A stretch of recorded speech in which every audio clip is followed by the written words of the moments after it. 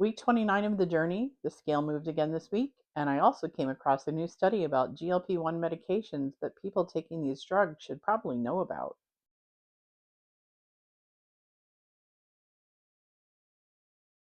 Hello, friends. I'm Shelly. Welcome back to Down in the Dale, my weekly check in on this health and weight loss journey.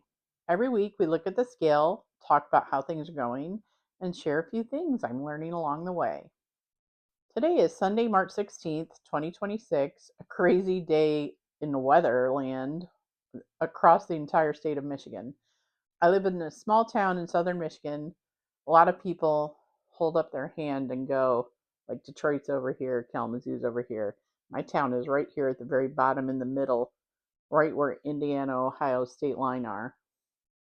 That's where I am, right there. Everybody from Michigan, if you ask anyone from Michigan, they hold up their hand and point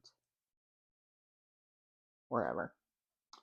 So, anywho, it's 64 degrees here in southern Michigan. Meanwhile, the upper peninsula is getting a massive blizzard of between 1 and 4 feet of snow, depending upon where they are, which is I'm glad I am here, not there. So back to my wellness journey. I'm 60 years old, 5'5". I started on Mounjaro August 24th, 2025, 2.5 milligrams, which is the starting dose. And I did that for 8 weeks. And since then, I've been on 5 milligrams of Mounjaro, which is a terzepatide. And I'm specifically on Mounjaro because I'm a type 2 diabetic. So, when I started back in August, I was 287 pounds. And last week, I was 252.4. And this week, I am 251.6, which is a loss of zero point 0.9. Yay. I'm definitely happy to see the scale moving in that direction. Like I've said before, some weeks are bigger losses and some weeks are smaller ones, but the real goal for me is consistency over time. I try to get to the gym 3 times a week. I did not go once this past week just because it was cold and I was not. Oh, the time changed. Time changed last weekend, and that's never a fun time to wake up after it goes forward and we lose an hour of sleep. I'm just all messed up. So hopefully tomorrow, maybe not tomorrow, we'll see. It's supposed to snow overnight, but not a lot. We're not supposed to get very much snow. And if you can see that box over to my right over here, that's a walking pad that I have yet to open. And I think it's been sitting there for quite some time. But sometimes I get up and I do some YouTube videos. I have some dumbbells over there. I have two different, I have 3 pounds and 5 pounds. And I have resistance bands too. So I can do stuff at home. But I really do enjoy getting to the gym. I don't know really if the word is enjoy. There you go. Okay, so that's my weight for this week. And nothing else really happened. Time change. I don't know. I don't know. Nothing. Can't think of anything. I have a niece whose birthday is tomorrow. Happy birthday, Bella. And then her sister's birthday is in another. Well, no, her sister's birthday is on the weekend. This next weekend, so it'll be na na na na. I always call her na na na na. That's not her name, but close to it. So happy birthday to both of them, as well as my friend's daughter, who goes to school at University of Michigan from California. Her birthday is next weekend, also. Yeah, her birthday is the same day as Nana's birthday. So happy birthday to you too. I ran across an interesting article this week about GLP-1 medications like semaglutide, which is Wegovy and Ozempic, and tirzepatide, which is Mounjaro and Zepbound. And there's the Wegovy pill now also, which is the semaglutide. And there's a slew of other things coming down the pipe. Hopefully, the end of the year, next year, with great success on a few of them. Researchers reviewed 12 different studies looking at nutrition in people taking these medications. One of the big findings was that because GLP-1 drugs reduce appetite so much, people tend to eat significantly less food overall.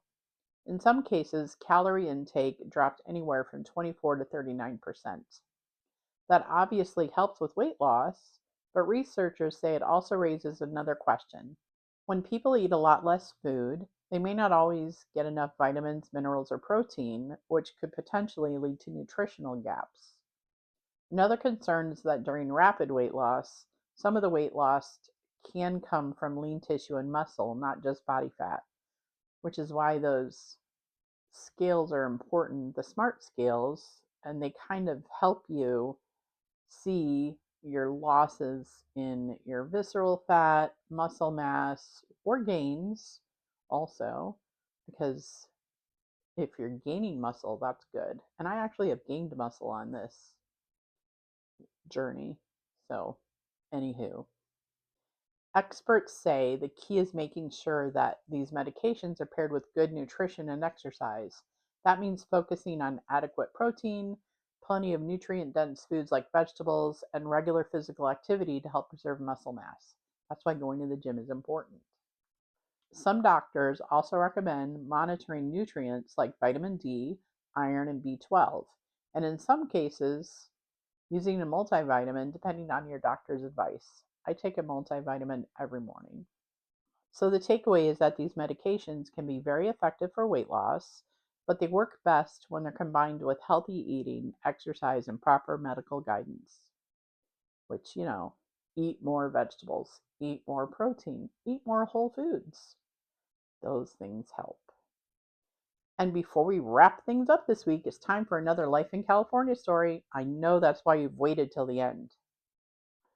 Sometimes living in Southern California could be a little unpredictable, and today I was reminded of that when I saw a story on KTLA website pop up on my feed. I saw a report about a bear that's been roaming around Monrovia, which isn't very far from where I used to live in Pasadena. During the reporter's live segment, the bear actually showed up on camera wandering through the neighborhood. Made me laugh a little because when I lived out there, when I lived in Pasadena in particular, I went for a 3 mile walk every morning around Pasadena, and I lived near Sierra Madre, so I would walk along a hill, and there were places where there weren't homes, so you always had to be aware of your surroundings. You never really know what you might run into. Sometimes it might be a coyote, which has happened to me, sometimes a deer, and apparently sometimes even a bear, which I know my landlady, she was walking once in Sierra Madre. She used to walk really far, and she was walking once and turned a corner and there was a bear. Thankfully, a car came by about that time, so that scared the bear away and she was okay. So when I saw that story today, it brought back memories of those walks and the reminder that even in a big city like Los Angeles, nature still has a way of showing up. Thanks for watching. Like and subscribe. Leave me a comment below, and I will talk to you next week. Bye bye.